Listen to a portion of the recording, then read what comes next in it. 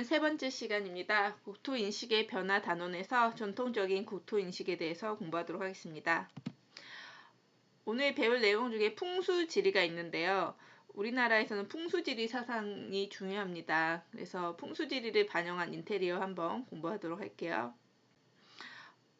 풍수지리적으로 현관 정면에 거울을 두지 않는 것을 권장합니다. 이유는 거울은 반사하는 기능을 가지고 있는데 좋은 기운이 우리 집에 들어오려다가도 거울이 있으면 반사된다라고 믿기 때문이에요. 그 외에도 우리가 자는 침대를 상상했을 때 머리가 북쪽을 향하게 되는 것은 좋지 않다고 풍수지리적으로 봅니다. 왜냐하면 북쪽은 죽은 사람이 시신을 묻을 때 머리 방향을 북쪽으로 하기 때문이죠. 그래서 오늘 자기 침대에 누웠을 때 머리가 북쪽으로 향하게 되는지 확인하고 그렇다면 침대 위치를 바꾸는 것도 좋을 것 같습니다.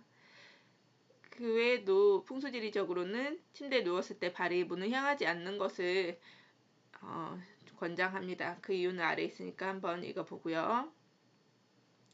그리고 풍수지리적으로는 침대 위치로 물이 흐르지 않는 곳을 선호합니다. 화장실은 습한 공간이어서 좋은 기운이라기보다는 나쁜 기운이 많이 나오는 곳으로 보고 있어요. 그래서 침대 배치는 화장실 근처에는 하지 않는 것이 좋습니다. 그래서 풍수지리적으로 봤을 때 침대 위치가 만약에 북쪽이었다 하는 친구들은 바꾸는 게 좋을 것 같은데요. 각각 머리 방향을 어느 쪽에 하느냐에 따라서 어떤 좋은 점이 있는지는 한번 읽어보면 좋을 것 같아요. 그래서 오늘 배우는 풍수지리 사상이라는 것은 땅속의 기의 흐름을 파악해서 좋은 터, 명당을 찾으려는 사상, 즉 방금도 어떤 곳이 명당인지, 그래서 명당을 찾아서 살면 좋겠죠. 그래서 이 풍수의 약자는 바람을 맞고 물을 얻는다. 그래서 자연과 함께하는 사상이라고 보면 될 것 같아요. 그래서 음과 양의 오행설, 그 다음에 땅이 어머니다. 지모 사상, 대지모 사상 들어봤을 거예요. 그래서 그만큼 땅이 어머니를 비유할 정도로 신성하게 땅, 자연을 연결하는 사상 등이 결합돼서 발전한 사상이라고 보면 되고요. 이 풍수지리 사상에서는 집터를 어디로 할지, 마을을 어디에다 할지, 도읍을 어디에 할지 등등을 관심 있어 합니다. 그래서 전통적으로 배산 임수형을 선호했는데요. 즉 등배, 그러니까 산이 뒤쪽에 있고 등 쪽에 있고 물수, 마주할 임, 그러니까 등 뒤, 그러니까 산이 뒤에 있고 그 다음에 물이 앞에 있는 마을을 선호했습니다.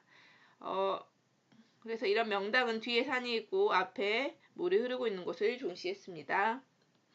배산임수는 그럼 어떤 장점이 있을까요? 북쪽에 산이 있으면은 겨울철 차가운 바람, 북서 계절풍을 차단해주고요. 그 다음에 앞에 물이 있으면은 예전 사람들은 농사를 지었죠. 그래서 물이 있기 때문에 농경지로 이용 가능했고, 그다음에 그 하천 같은 경우 예전에는 물 마시기도 했었고, 그다음 농사를 짓는데 농업용수를 썼고요. 그 외에도 뒤에 산이 있으면은 땔감, 예전 사람들은 땔감을 사용했잖아요. 나무를 베어서 땔감으로도 사용하고, 산에서 나는 각종 임산물, 버섯, 이런 산나물 등등도 확보했고, 또 산이 뒤에 있고 물이 앞에 흐르고 있으면 외적 방어에도 유리합니다.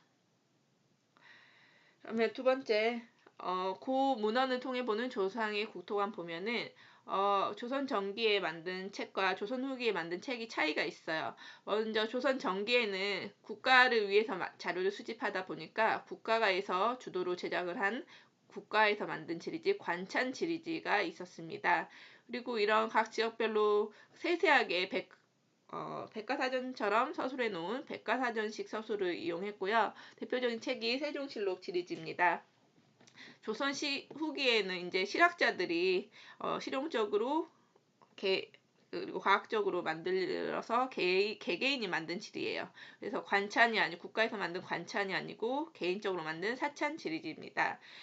그래서 국토에 대한 관심이 증가하여 자주적이고 주체적인 국토관이 확립됐고, 대표적인 책들이 아래 있는데 이 중 안에 택리지라는 책이 되게 중요합니다.